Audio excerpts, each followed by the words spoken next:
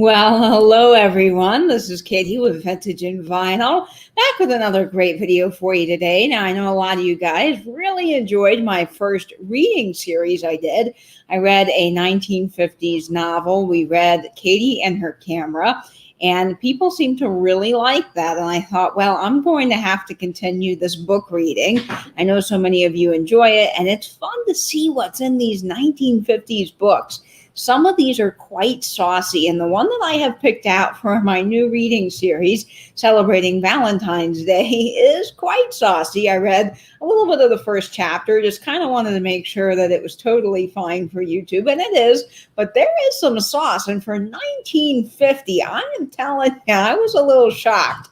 But these novels are really fun. These are by Gold Medal Books by a guy named Fawcett. And I'm going to tell you all about him when a few more people jump in the chat here, because there's a really fascinating history with him. And these books, these Gold Medal paperback books, really did set the industry standard for publishing. So there's quite an interesting little history on these books here, and they're fun. So let's see who's in the chat. My chat's always a little bit delayed. I think it's a StreamYard thing. I see Hot Mess Vintage. Amanda is here. Let me get my screen a little bit bigger. StreamYard's being a little funky. There we go. All right, Hot Mess Amanda is here. Hello, hello. We have Frenchie Mom. Hi, Frenchie Mom. Welcome to the chat. Auntie K says she's listening while she works. Awesome, Auntie K. That's fantastic. Welcome. And we've got Mickey thrifting in the holler. Hello, hello. And Doo-Wop Bob. Hi, my rockin' rodent friend. How you doing tonight? I'm so glad you're here. And guys, if you are not subscribed to Johnny G's Vinyl Treasure Show, if you love 50s and 60s music and you want to hang out with a bunch of fun vinyl rockin' rodents, as Bob always says, in the chat on Saturday night, you can join us at 10 p.m. to 1 a.m. for Johnny G's Vinyl Treasure Show. He plays real 45s on air on YouTube, and it is so much fun to be a part of that chat. So come on by and hang out with us. Doo-Wop Bob's always there. Hi, Judy Scala. Welcome to the chat. And Sandy and Otto is here. Trisha. Hi, Trisha. Trisha has a YouTube channel, and she does sales as well, so you can check her out. Annette Fain is here. Welcome, Annette. And Lisa Jones and Judy. I think I said hello to you. Melissa Nichols. Hi, Melissa Nichols. I'm glad you're here. And Sonia M. Hello, hello. And Donna. Hi, Donna. Welcome to the chat. We got Robin Summers. Lots of awesome folks in the chat. Hello. Chat just jumped on me. Hi, CJ Bailey. Welcome. Victoria H. Hello. Yes, hello to everybody in the chat. And if I miss you, I apologize, but the chat is moving rather fast. Hello, Marie. I'm so glad you're here. Angela says she's watching from bed. Oh, you have a headache. Golly, that's terrible. I know how those go, so I hope you get better. Angela. Nettie is here. Hello, Nettie. Love that pug. Carrie is here from Texas. She says she stopped in real quick to say hi, but she can't stay. No worries, Carrie. I'm so glad you're here, and I wish I could get Louie for you, but if I pick her up, I'll rile her all up, and then she'll bark through the whole book reading. Hi, Leo. Yes, happy Chocolate Day. I think it's National Chocolate Day, isn't it? Good afternoon. Hi, First Stop Shop. Welcome. And Adam is here from Record Crate. Adam, I keep missing your nightly sales, and I'm so sorry, but I am glad you are here. And if you guys are not subscribed to Adam's channel, he has some really cool record sales. So if you love records and you want to buy some fun things from North Carolina, go check out Adam. And he also has great content. He has cocktails and coffee and vinyl. So cocktails and vinyl and coffee and vinyl. And it's always a lot of fun. So I enjoy that. Hi, Terry Sarsanella. I'm glad you're joining us today. And hello, Belinda Carroll. Welcome. Yes, we hope Angela's feeling better. Yes, I have been busy in the evenings. There's a lot of things in the vintage community, and it's hard because I straddle kind of both communities. So I try to get around to everybody's events, but boy, with the schedule getting more busy, it's hard. So let me tell you a little bit about the book we're going to be reading. This is a shorter book, so we should get this done in a couple of weeks or so. This is House of Flesh. It's written by Bruno Feijer.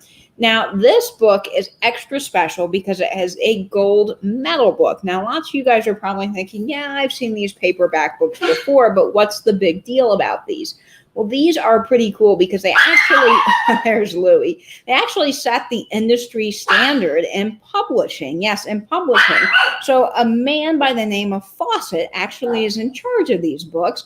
Now, Fawcett had a company that's been around since the 1920s, but most of the books up until the 40s were actually hardback books. There weren't a lot of paper books.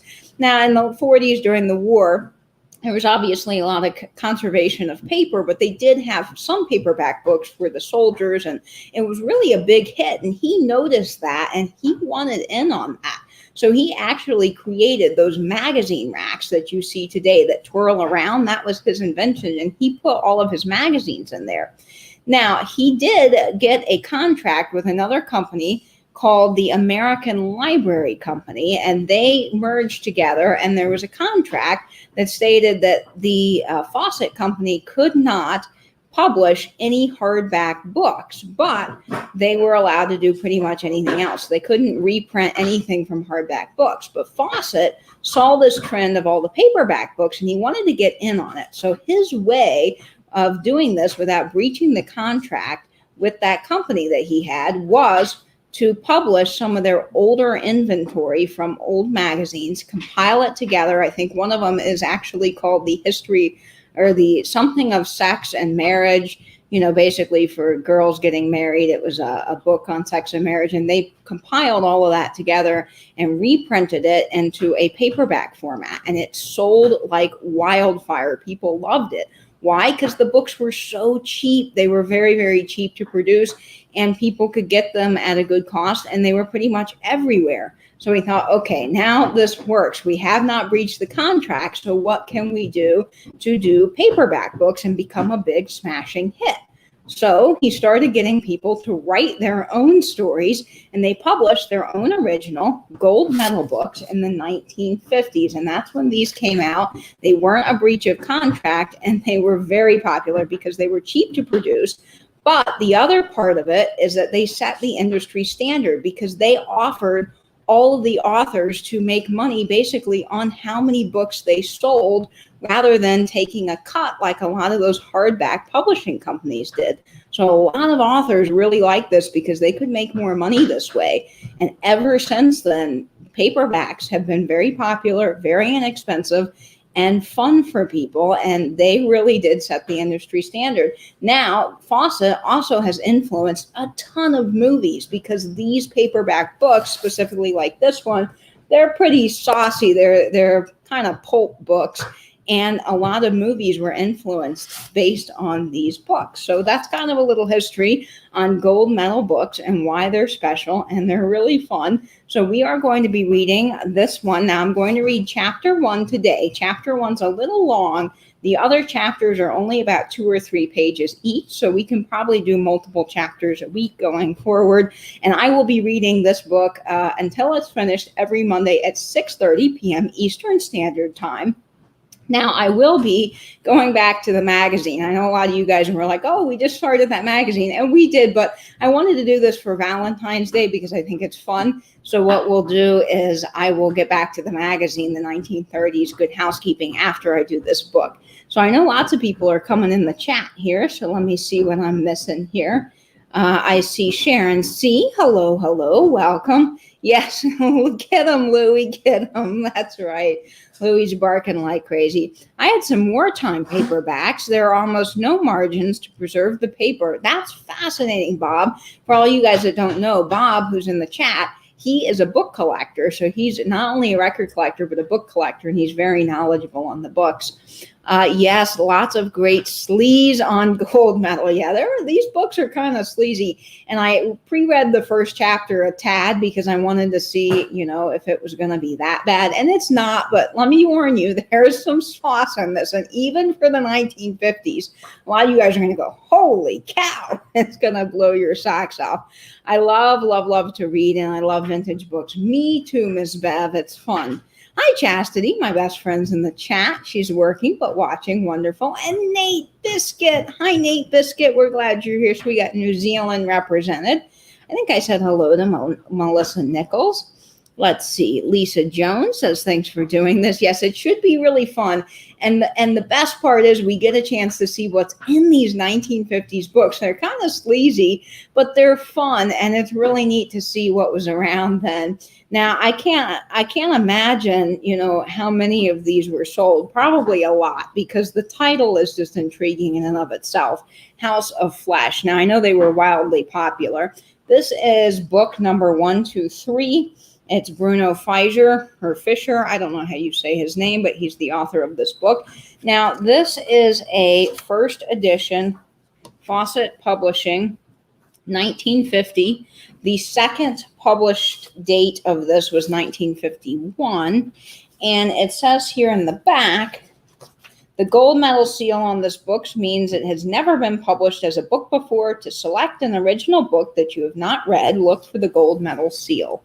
So that's what the gold medal seal is all about. So let's say hello to a few more people, and then let's jump in. Hi, Lori Ann, Vintage Roots Collection. You had a fantastic live yesterday with Beth at Carolina Sweet Treats and Pretties. It was so much fun. I enjoyed hearing all about your needle felting, and that is a lot of work. You do some great things. All right, now if I missed you while I'm reading, I'm sorry. Hello, Annette Fain, welcome. So if I missed you, I do apologize, but we're going to go ahead and jump in because I want to make sure that we all have enough time to get to Tim. And over the years, he's having a live sale at 8 o'clock tonight. And then, of course, the Antique Nomad is having his premiere as well at 8 o'clock. So lots of fun things coming up after me. So I will make sure we can get to all of that. And Louise says hello. She's going a little crazy. She had a bath. So, when pugs get a bath, they go all ham. Okay, so here we go. This is House of Flesh, Chapter 1. I lay on the lawn and watched Conrad Hickey paint a nude. She was an Amazon with a luscious hourglass figure and a skin like strawberry juice. She looked as if she could break a man in half, and that wasn't all she looked good for. Friend of yours, I asked? Mr. Hickey chuckled. Call her an aging man's daydream. She looked more my size and height anyway. Mr. Hickey was a small framed with pinched pixie face and a fey glint in his blue eyes. The way he had painted her, he would just about have reached to her shoulder. I wondered why the runty elderly ones hunkered for women with big and blousy and with skin like strawberry juice. With the palette poised in his left hand, he peered into a space as if the model were standing before us in the flesh. Regrettably, she wasn't. He had copied the outlines from a fairly sedate photo of someone or other in a magazine, and his paintbrushes had stripped the clothes off of her. I didn't know whether Conrad Hickey was any good of an artist. He told me that he had no opinion on the subject either, but it was more fun than practicing law, which he had retired from a couple years ago, to devote himself to painting red barns in the sunlight, country roads flanked by silver birches, and naked women. There were plenty of roads and barns, but no professional models, so he just used his lively and ribald imagination to paint nudes. Jessica Hickey appeared on the porch to shake out a dust mop. She was cut to her husband's size, except that she was better padded, without being plump. A gray-haired woman who, already deep in her 50s, could wear shorts and jersey sweaters without distressing the eye. She was amiable and hard-boiled and the nicest landlady I'd ever had. Don't let him kid you, Harry, she called from the porch. She smoked insistently and seldom removed her cigarette when she spoke. You never knew a woman like that. I don't expect anybody did, I said. When they're that fleshy, they're sloppy except in paintings. That boy's a philosopher, Mr. Hickey commented. He applied dark brown paint to a huge breast. Jessica, someday I'm going to paint you. If you try, I'll break your damn neck, Mrs. Hickey said placidly, and flicked the ashes from her cigarette and returned to the gray clapboard house. I turned over on my stomach. It was a scorching day in early July. The only cool spot was here with Mr. Hickey under a huge sugar maple. I felt rested and at peace after 10 days in North Set. Dave Morrison, the Gotham's coach, had picked this place for me, and Jessica Hickey was his aunt. They have a one-room bungalow near their house, Dave told me. I used to play there, kitchen, bath, electricity, plumbing, and a fireplace. They haven't rented it out lately because they don't want close neighbors, but Aunt Jessica will let you if I ask her. It's the place for you to spend the summer, far enough from New York so you won't keep running in, and no tourists for you to raise hell with. Take a box of books and a batch of those double-crusted crossword puzzles, and I never knew anybody could do but you, and lie in the sun and put on weight. The village is so small, there's few, if any, women available. But if you do happen to latch on to one, for heaven's sakes, don't take her too seriously. So far, it had worked out fine. When it rained, I did double cross-sticks or I read. When it was bright and hot like today, I lay outside or went swimming at the Twin Rock. And there was a girl who so far had helped spend 2 evenings. Her name was Polly Wellman, and she was the postmaster's daughter. Once I had taken her to the movies in Fort Able, and once I had taken her dancing, and each time I had kissed her good night. No more than that I didn't intend to be. "You have company," Mr. Hickey announced, and then whistled like a schoolboy. Good golly, I would like to paint that. I turned on my side. My bungalow was a couple of 100 feet from the Hickey house, and back a piece from the road. Parked behind my coupe on the battered, rutted dirt driveway was a snappy convertible with the top down. Gail was getting out of it. "You, darling," she called. Mr. Hickey smirked. "Is she yours, Harry?" "Not anymore." I stood up and brushed leaves and twigs from my chest. I wasn't wearing anything but shorts and sneakers. "What a pity," he said. "She doesn't look like someone a young man would enjoy being without." "That's what you think," I growled and started toward her. I knew the car wasn't hers. She must have borrowed it from some man. There were always men anxious to lend her anything they had. Gail was posing for me. She leaned lightly against the door of the convertible and had the proper smile on her orange mouth. She wore a bright red jacket over a cool white linen blouse and a black pleated skirt. No one went with the black veil that was over her face and caught under her chin and tied up over her blonde hair to restrain it while driving an open car. She was an advertising model, and glamorous effects were stock in her trade. When I reached her, she moved from the car and rose to her toes to kiss me lightly through the veil. At that, I had to dip my head to meet her mouth, but I kept my hands away from her. She stepped back and looked over me. "I can see your ribs," she said critically. I said, "What the hell do you want?" Gail pouted. I could have anticipated that pout. "Why, Harry, is that just some way to speak to a woman who was your wife until so recently?" At the beginning, I had found it the cute way she pronounced my name. Harry. I didn't anymore. "How did you manage to track me down, and why?" I demanded. "I phoned your sister Rose in Queens, and she told me where you were staying." "Darling, you're a fast worker. She's crazy over you." "You can't mean my sister." "The girl in the post office here in North Set. I stopped there to ask for directions, and when I told her I was looking for you, she suddenly didn't like me.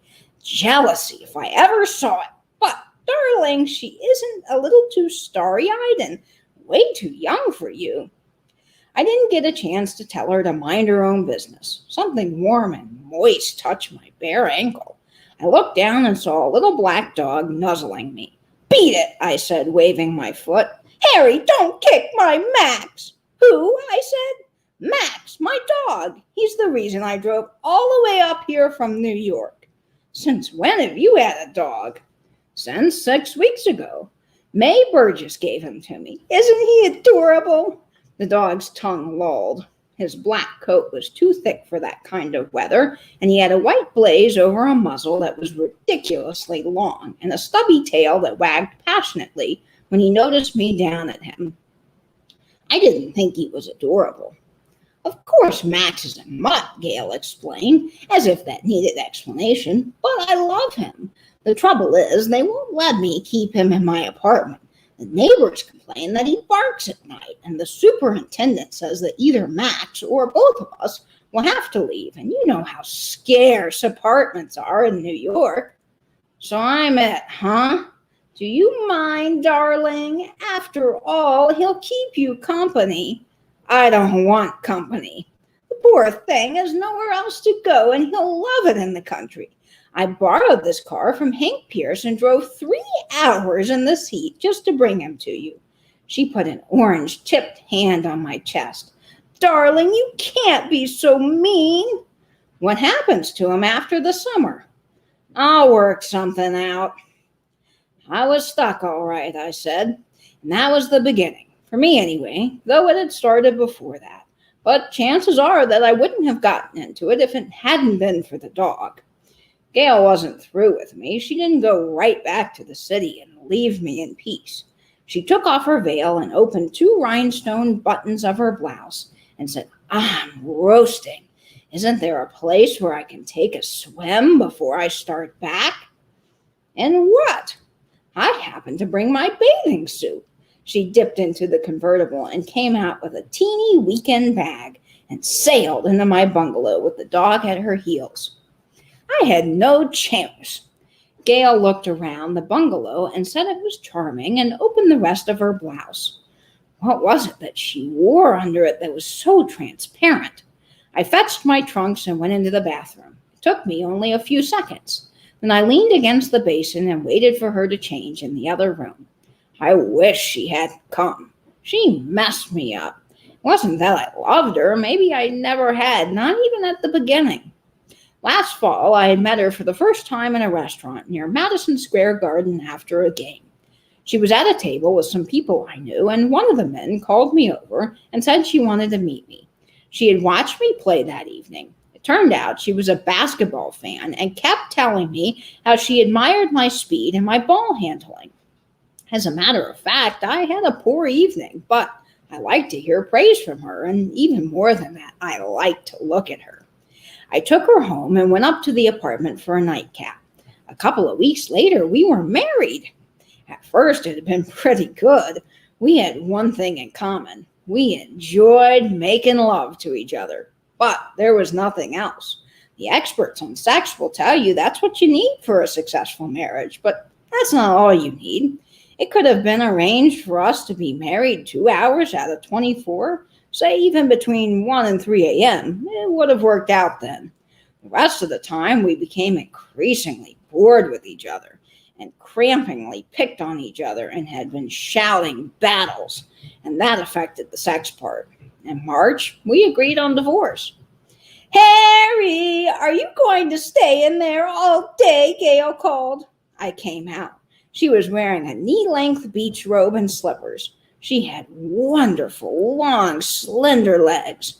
Max chased those legs to the door. "You better lock him in till he comes. Familiar with this place," she said. "Does he know enough to go to the bathroom?" Max is a very intelligent dog. I closed the door and his disappointed face. Under the maple tree, Conrad Hickey was working with a sketch pad. He leered at me. There was a shortcut to Twin Rock by footpath through the woods, but I took her the long way by road so we could drive. The pool was a natural formation in the hollow formed by ledge rock, bisected by the creek, which was dammed up at the end of the stream. The water was transparent and crisply cool and deep enough for diving. On the other side, there was a broad expanse of a flat ledge where the swimmers could sun themselves.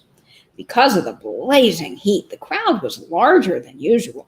In 10 days, I had become slightly acquainted with a few of the villagers, but those I nodded to were only ones who stared. They stared at Gail as we came up nearer to the ledge. She inevitably drew gazes from men as well as women, but that was nothing to what happened when she dropped her robe. Gail's bathing suit was approximated one. It consisted of a skimpy white cloth wound around her loins, like an undersized diaper, and a narrower strip partially across her magnificent breasts. It was the kind of thing worn by more daring on the beaches of the French Riviera, but it was hardly sort of attire for a creek in a small, highly conventional village. Norset wasn't a tourist place where natives got used to that sort of thing, so they stared. The older woman scandalized, the younger woman envious, and the men of all ages erupted. I could have spanked her. I was going to live here for a couple of months. I turned from her and dove. She followed me. She turned on her back and floated, and because what she wore was almost the color of her skin, she looked in the darker water as if she was wearing nothing. I stayed away from her, and after a few minutes I climbed out by myself. She wasn't lonely in the pool. She was treading water and talking with a man. His hair was even lighter than hers, sticking up short and thick in a crew cut. He was handsome, of course. Gale didn't waste any time on men who weren't. I had never seen him before, and I didn't give a damn. A few minutes later, they were out on the water on the opposite ledge. She lay on her back and sat on her side. The rest of him was now visible. He was as tall as I, but his ribs didn't show. He was all chest and biceps. She laughed a great deal, but his square-jawed, classic face never cracked. He looked sort of stupid. In that case, he and Gale should get along fine. I turned over and let the sun bake my back. She might as well be stark naked, a woman's prim voice said. And imagine Dr. Doane carrying on with her in public. A doctor, no less. I doubted that would be an improvement over a professional basketball player. I looked sideways along my forearm, and two middle-aged women sat near me. As they spoke, they kept staring at Gale and Nature Boy on the opposite ledge. Have you heard what they say happened to his first wife? The second one said. Her companion nodded with grim excitement. They said he fed her to his... Then she noticed they were listening and they broke off. Their voices dropped into whispers. I lay in the sun and wondered vaguely what had been fed to what. I wasn't much interested. I must have dozed off because the next thing I knew, Gale's hand was on my shoulder. Harry, let's take a dip one more time and go. I've got a long drive. Bending over me like that, she practically spilled out of herself. I sat up and evidently her boyfriend had gone. I dove into the water with her. I was used to an audience when I was on the basketball court, but not when I swam. But of course, I wasn't the only one they were looking at. As we drove back to the bungalow, I said sourly, wasn't that bathing suit enough to induce Nature Boy to stick around? She handed me a coy glance. Why, darling, I just declare that you are jealous. Humph. It is cute, she said. So I've been hearing, seems he has a cute habit of, well, I didn't know how to finish it. The snatch of conversation I had heard on the ledge really didn't make any sense. One of the women had started to say that he had fed his wife to his something and then stopped there. I must have heard it wrong. You didn't feed a wife to something. You had fed her something, especially when you were a doctor, and you could more easily get away with it. A fascinating theory. What were you saying about him, Harry? Nothing. I didn't know enough about it, in fact, anything about it, for the whole feasible wisecrack. Max went crazy when we came in the bungalow. He must have thought himself abandoned in a strange place. He jumped at Gale as if trying to knock her down, and he had a wag of his tail left over me. She threw her robe and hugged and kissed him somewhat more ardently than she had used to hug and kiss me. My stomach turned over a little. I went to the table for a cigarette. It's almost 6 o'clock, she said when she rose. How about taking me out to dinner before I start back? There's no decent restaurant in miles. You get dressed while I make coffee and throw together some sandwiches. I put the coffee on and then set the table in the living room. She remained in her damp bathing suit, standing at the built-in bookshelf and studying the titles of my books, just as if she had read anything but advertisements since the 6th grade. I went back into the kitchen to make a ham and cheese sandwich on rye. When I brought out the sandwiches, the 2 white pieces of her bathing suit were on the floor. She hadn't bothered to go into the bathroom and change. She hadn't yet put anything on. Her back was to me, and familiar as a picture as that was, it hadn't lost any of its charm. Oops, sorry, I said. She smiled over me at her bare shoulder. I hope you don't mind. After all, you're so used to seeing me like this. And she turned and moved with that sway of her hips that I knew so well to the table and shook a cigarette out of my pack. She was like that. Because it had once been proper to be naked before me, I guess she assumed it still was. I should have taken her in stride, ignored her, but I got sore because there were certain memories all focused on the way she was now that didn't do me any good to be relived. I said, "You're not wasting me on it, Gail. Why don't you try it on Nature Boy?" She picked up an empty coffee cup and flung it at me. It sailed past my ear and smashed against the wall. "Your aim hasn't improved," I told her. She snatched up her clothes from the bed and stalked past me into the bathroom and slammed the door. I gathered up the remains of the cup. That little incident had like a bit of our married life all over again, except that the last time she had thrown a cup at me, it had hot coffee in it. She came out barefooted, carrying her blouse and skirt, but she had put on her underwear and the red jacket. While she had put on her shoes and stockings, I poured the coffee for both of us, and as an afterthought, put out a bottle of whiskey on the table, along with the sandwiches I had made. When she finished picking up the bottle of whiskey and held it between her knees while she stared at me for a moment, then, not bothering with a glass, she lifted the bottle and took a long pull. When she had put the bottle back on the table, she rose deliberately and moved the red jacket and put on her blouse and skirt, taking her time about it. Her smile was cool, as if she seated herself at the table. Neither of us looked or sounded angry, but we sat opposite of each other at the table. Our Max conversation was limited to the care and feeding of Max. I think for the first time, we disliked each other. When she was ready to leave, I shut the door in the bungalow to prevent him from following the car and walking out with her. Conrad Hickey, sketching busily, was facing us. Gail and I didn't kiss goodbye. I stood watching her drive off, her face lovely behind the black veil and tendrils of her blonde hair waving in the breeze. "Damn her," I said aloud, and returned to the bungalow. Max had his long muzzle on extended paws and was looking up at me with liquid eyes. His absurd tail was a blur of friendliness.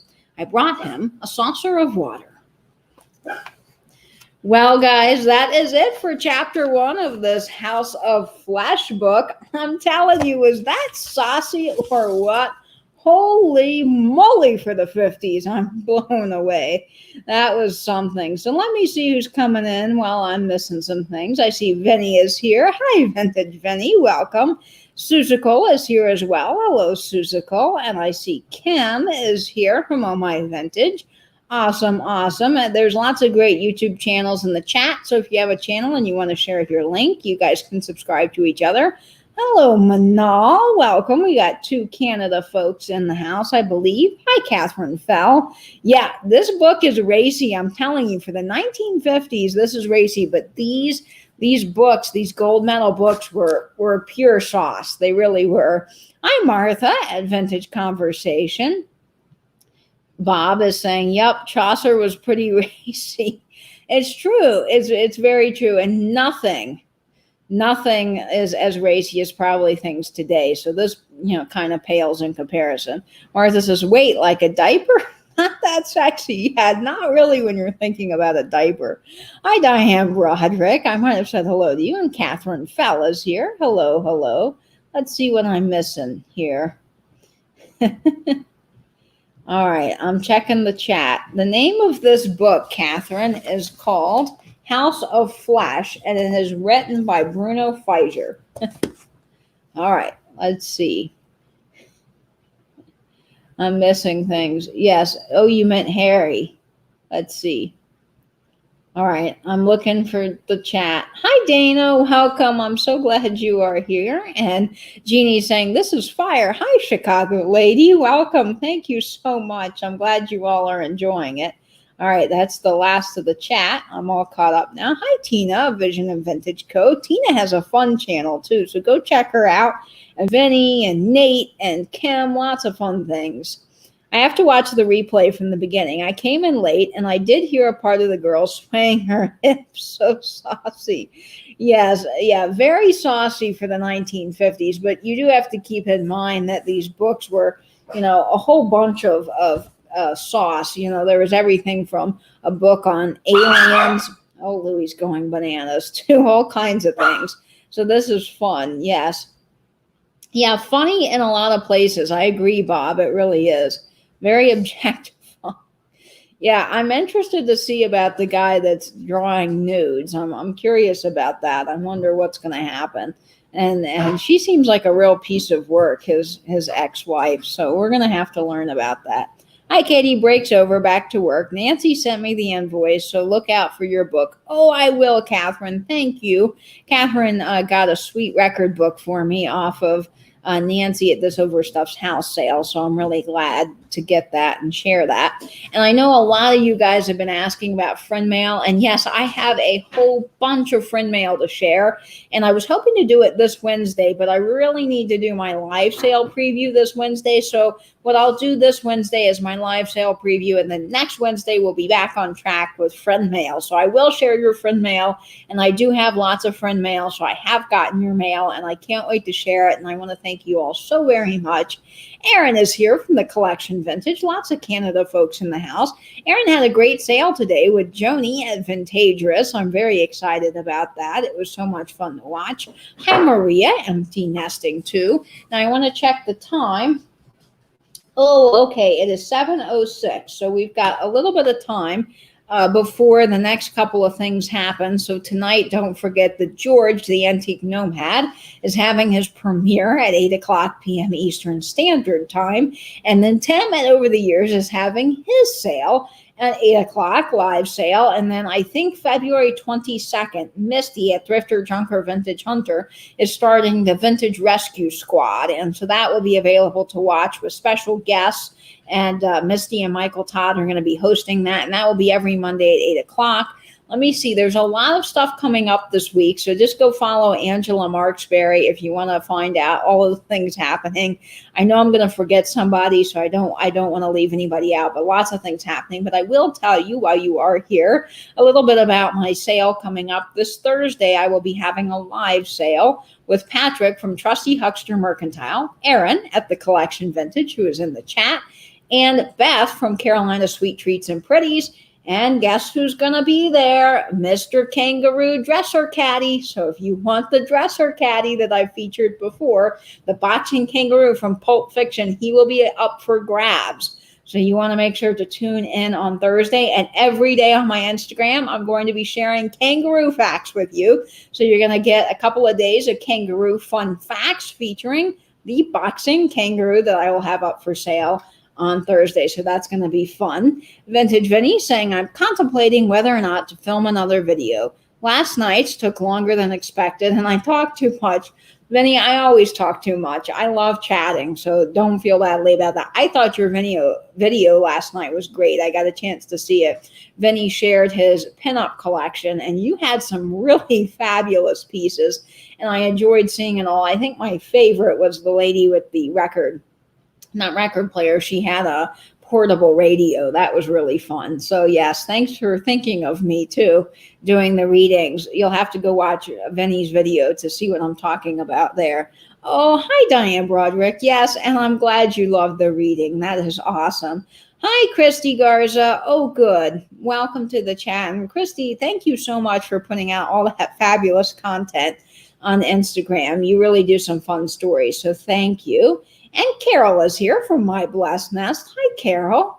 So I will be continuing this reading series. We'll be doing this every Monday at 6:30, so you can tune in at 6:30 every Monday. I will be continuing reading The House of Flesh. Now, this next chapter, chapter 2, I believe is only, yes, it's only 3 pages. And chapter 2 is really short. I think it's only like 3 pages. And then there's a few that are only like 2 pages long. So we won't be able to probably do multiple chapters then in one reading. So we'll be moving through this book and it will be fun. So you can look forward to that every Monday. Wednesday, I will do my live chat as normal and I will have my live vintage video come out. And then on Friday, Of course, I'll have all my record content, so that will be fun.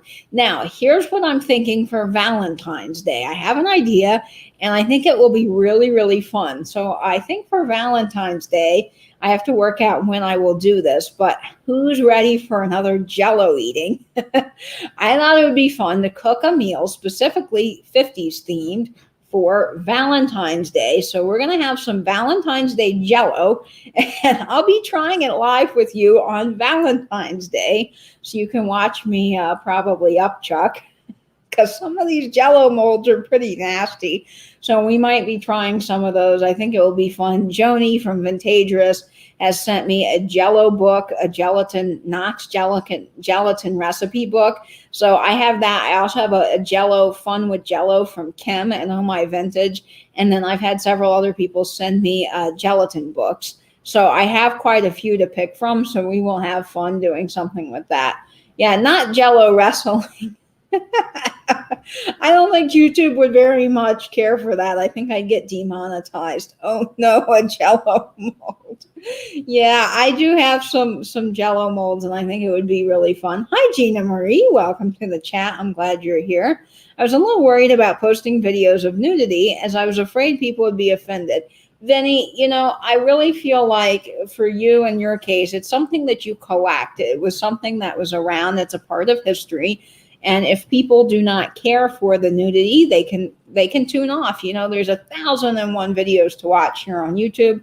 So if they don't care for it, they don't have to stick around. And you gave people a fair warning, and you're sharing your collection. So I think it would be really fun. Belinda, no, I don't know that I'll try one with the tuna, but there is one that has some kidney beans in it. I'm not so sure about that one, but it might be fun. Oh, fondue sounds a lot better. I'll gladly dip anything in cheese. I love cheese. I'm here for that. Yeah, I know. And Jello just, ugh. Jello by itself is fine, but when it's mixed with all this other mystery stuff, it's just not for me. So yeah, Vinny, I wouldn't worry about it. I wouldn't. I was a little concerned. I mean, this book, I have not read it, so I am reading it with you guys in real time. Today, I read the first couple of pages of chapter 1, but that was today, the day I was going to do my reading. So I'm not reading ahead. I don't know anything about this book. So we are discovering it together, and it could get more saucy. So I don't know. So I was worried that some people may not care for that here on YouTube, but I went ahead for the fun of it to do it anyway. So yeah, don't worry about it, Vinny. You'll be fine. Yeah, no, not cheese Jello. No, I just think plain cheese is good. Hi, Nancy. Fondue party will have to happen when we have a big resellers party. Yes, with all of the chocolate and cheese. Oh, that sounds so delicious. Thank you, Pamela. I'm glad you think so. And welcome to the chat. Yes, we definitely do. Yes, and Kim at Oh My Vintage is having a sale tomorrow at 6 p.m. There's also D and oh boy, I just can't remember everything that's happening. There's so much tomorrow. So follow Angela Marksberry, follow all of your favorite people here on YouTube, hit the bell so that you know when they're going live, you get a notification, and then you can follow everybody, because there is like an insane amount of stuff happening on YouTube this week. I know Dee and Alex are having a sale on Thursday at 6, but I thought that Dee, or maybe it's Crafty Jackie and Stephanie. I don't know. I'm getting all mixed up here. So just don't pay attention to what I'm saying. I do not like Jello, but I love cheese. It's the Italian in me. Yes. Oh, yeah. Okay. Dee and Stephanie. That's right. Dee and Stephanie are having a sale tomorrow at 8, right after Oh My Vintage, Kim. And then after that, Joni from Vintagerous is having her sale. And then the 4 Sellers 1 sale will be tomorrow as well, with Misty, Alex, Michelle, and Michael. So all of that will be happening. There's a lot going on. I'm trying my best to keep up. Oh, Julia says she got a package from you, but I cut through the tape. I want to open it on air. Oh, good. That sounds fun, Julia. I'm very, very excited that you got that. Oh, no worries, Tina. You have a great night. Bye, Tina. Oh, that's going to be a lot of fun, perfecting pearls, Julia. Geez. I'm reading two chats at once. Hi, Victoria. Welcome. I'm glad you are here. I've got everybody straight now. Yes, still remember. Oh, Sharon's still remembering the banana song. You know what? That one will never go out of your head. There's another one. And if you follow me on Instagram, another good reason to go follow me on Instagram at vintage_and_vinyl. I posted today on my Instagram stories a video of Kenny the cat. I follow Kenny the cat. He's a black cat, and his owner does kind of these funny videos. And one of them is in bubble wrap. And the whole song is, hey, look at me. I'm a bubble wrap cat. I'm a bubble wrap cat. And that's been in my head all day. Hi, Lolo Hoon. I just saw you joining the chat. Welcome. I'm so glad you are here. So that's fun. I'm watching the time here just to make sure. It's about 7:15, so we got a little bit of time left to hang out. The bubble wrap cat. I know, wasn't that hilarious? Kim saw it, and I just love that. I'm not going to sing anymore because I don't want to get demonetized. But yeah, that banana song pops into my mind all the time. Does it, Nate? I'm sorry. All of you guys that saw the banana song, and if you don't know what I'm talking about, when I was in theater, one of the ways that we did warm-ups for all of our acting before plays, before any type of acting class was we did, you can look up the banana or the avocado song, and that's what we did to get loose and get warmed up. We also did all of the like, how now, brown cow, and all of that stuff.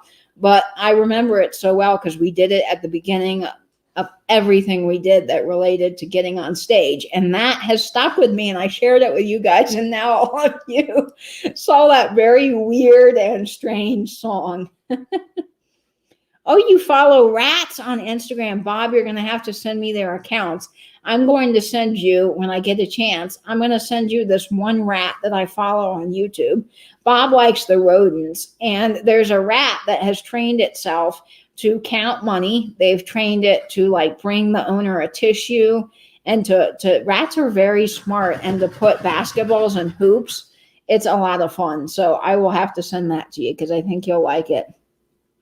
I think it's important to have a sense of what it was like in the past. Books, art, music are for sure very telling.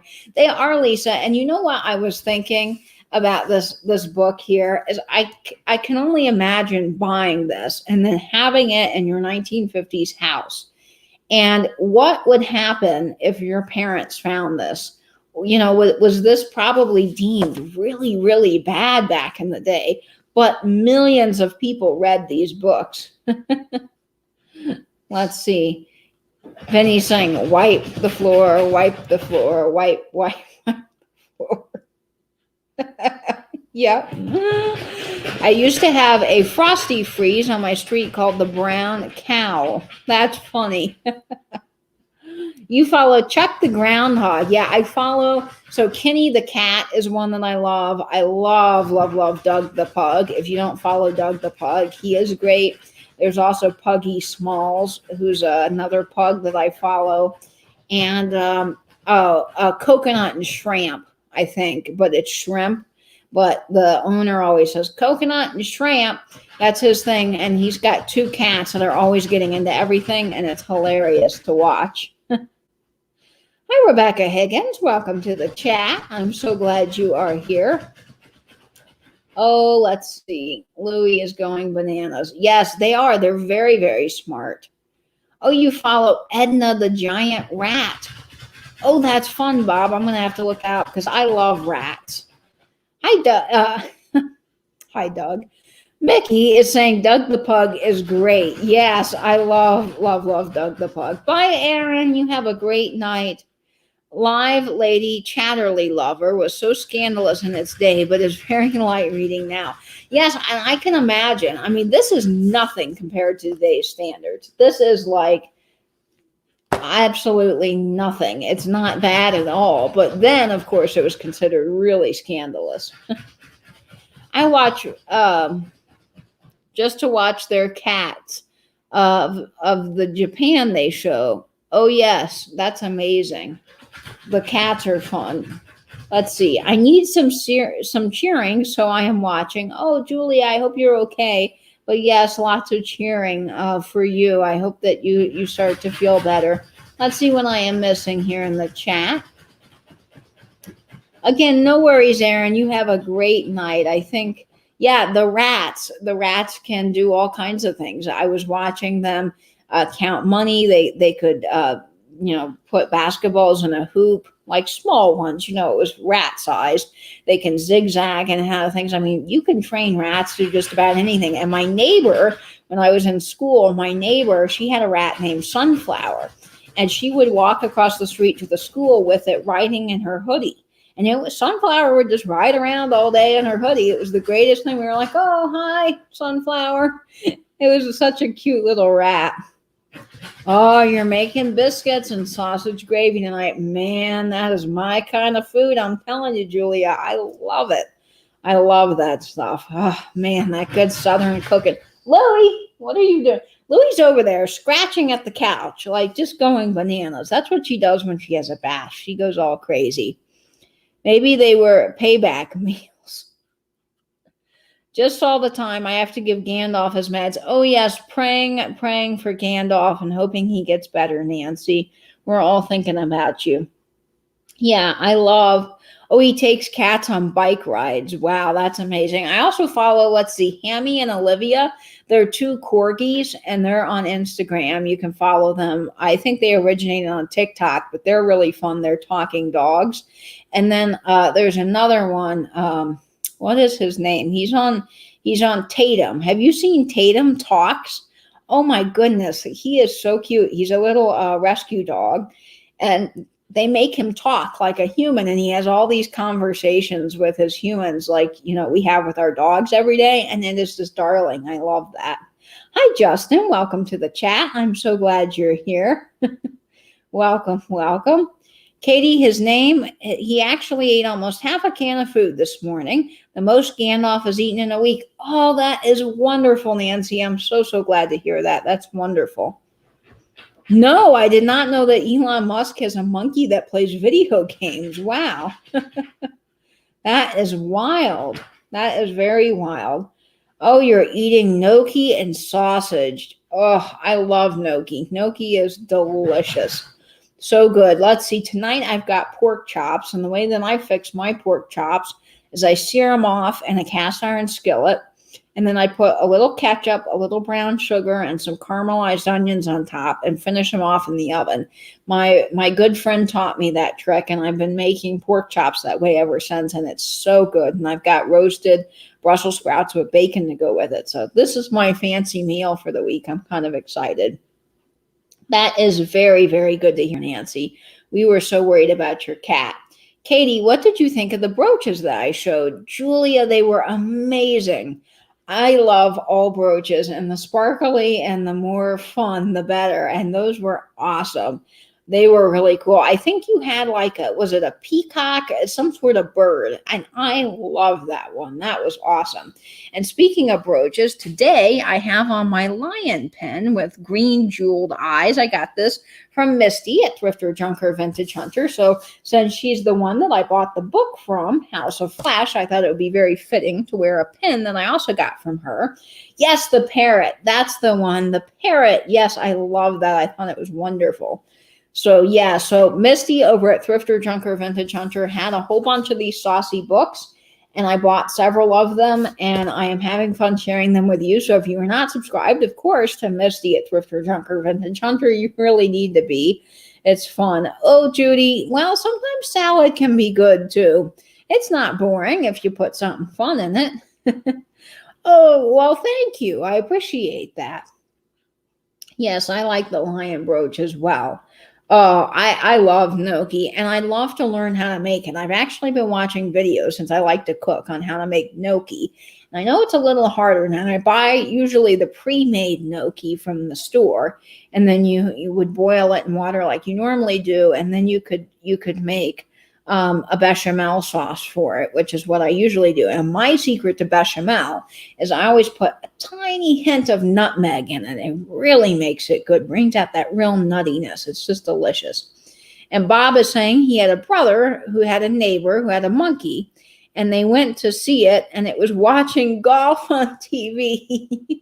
My friend Bob, my friend Jacob, Chastity was just in the chat, my other friend, and they had what was it growing up that they had? They had a raccoon, I think, a pet raccoon. They had all kinds of pets, but they had a pet raccoon, and they would take it to McDonald's, and it would sit in the front seat of the car, and they'd go through the drive-through, and the people just adored the little raccoon, and they would give it free hamburgers, and the raccoon would hold with his little hands, you know how raccoons are, they have those adorable little paws, and it would just eat that hamburger like it was the best thing in the world. I would have loved to seen that.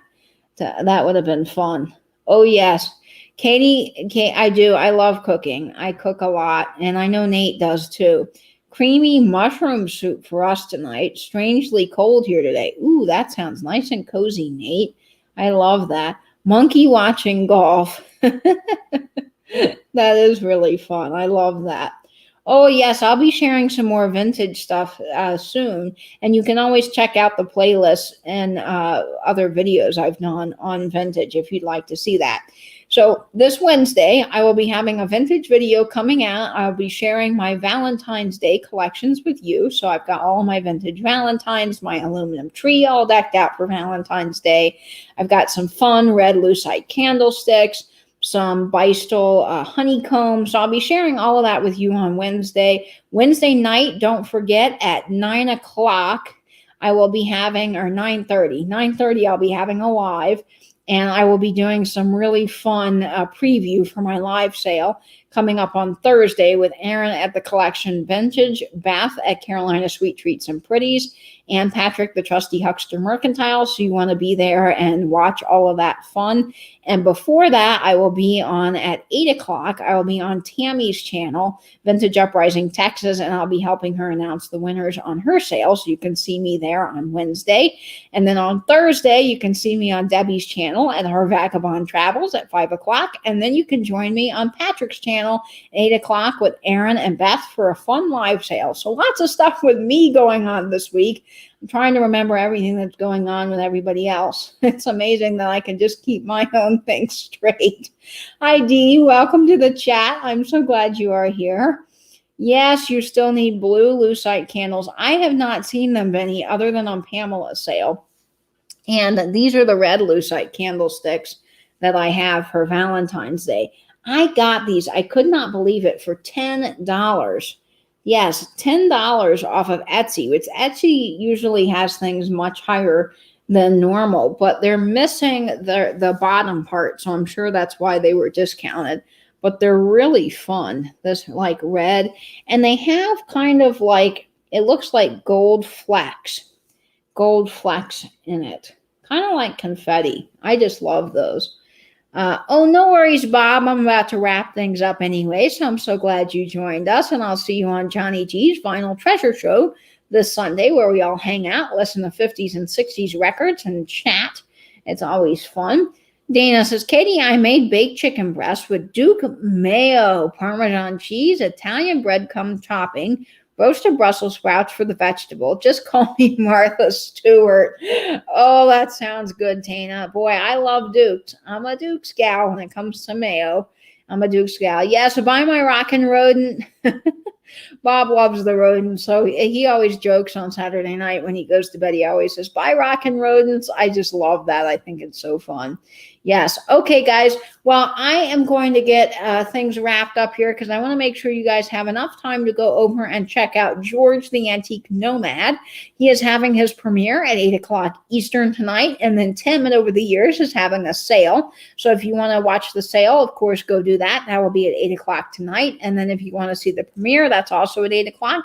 Or you can do like me and have the laptop going and the phone going at once and be on both chats. So I will see you guys all then. Lots of great events coming up this week. So please go follow Angela Marksberry at A Marksberry on Instagram. Follow me as well. And I try to share what I can so you guys can keep up with everything happening. I know it's a busy week, but lots of fun events going on and sales. So support all that you can. And I love you guys so, so very much. I'm so glad that you are here. and you're able to listen to this book. I will be back with chapter 2 next week of House of Flesh. It'll be lots of fun. It was fun seeing you, of course, Kim. Yes, so it's so much fun being on live. And I love you all so very much. I'll see you in a chat later on today. And I hope, as always, you will stay in, stay safe, and binge YouTube. Bye-bye now. What?